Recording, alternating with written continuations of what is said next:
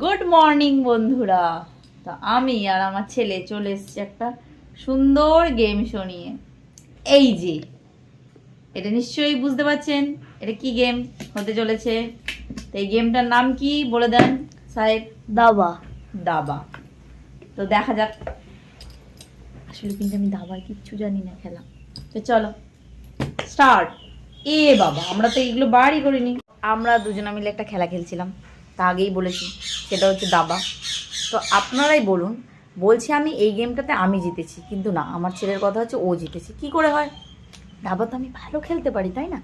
কিন্তু দেখাচ্ছি।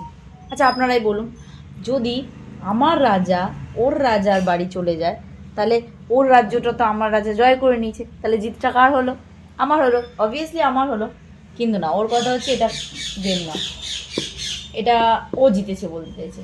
কিন্তু দেখুন, আমার রাজা ওর ওর রাজ্যে চলে গেছে, ওর রাজ্যটা দখল করে নিয়েছে, তাহলে জিতটা তো আমার রাজার হলো, তাই না? তাহলে কে জিতলো গেমটাতে?